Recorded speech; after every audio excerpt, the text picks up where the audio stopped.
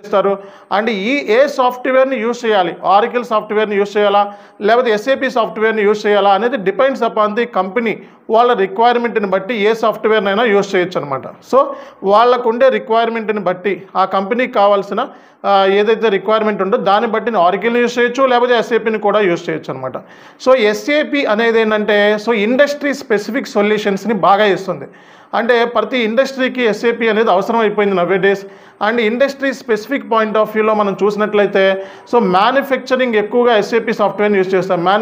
Manufacturing, retail అని, public utilities అని ఇలాంటి ప్లాట్ఫామ్స్లో ఎస్ఏపి సాఫ్ట్వేర్ అనేది చాలా వరకు యూజ్ చేస్తారండి. అలాగే మనకి ఈ ఆరికల్ సాఫ్ట్వేర్ మనకి టెక్నాలజీ, హైటెక్, అలాగే ఎడ్యుకేషనల్, గవర్నమెంట్ కంపెనీస్లో అలాగే ఎక్కువగా దీన్ని యూజ్ చేసే ఛాన్సెస్ మనకి కనబడుతూ ఉన్నాయి మార్కెట్లో.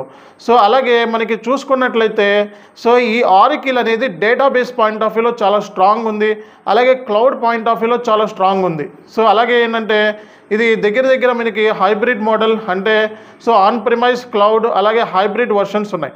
అలాగే ఎస్ఏపి S/4HANA అనేది ఏంటంటే ఇక్కడ S/4HANA అనేది సాఫ్ట్వేర్, HANA అంటే డేటాబేస్, హై పర్ఫార్మెన్స్ అనలిటికల్ మనకి డేటాబేస్ ఏదైతే ఉందో హై పర్ఫార్మెన్స్ని ఇవ్వగలుగుతుంది అనమాట.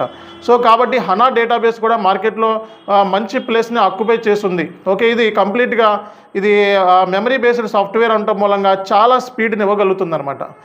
ఇక్కడ మనం చూసుకున్నట్లయితే బెస్ట్ ఏది అనేది మనం ఆపర్చునిటీస్ పాయింట్ ఆఫ్ వ్యూలో చూసుకుంటే ఎస్ఏపిలో మనకి ట్రిమాండస్ ఆపర్చునిటీస్ ఉన్నాయి.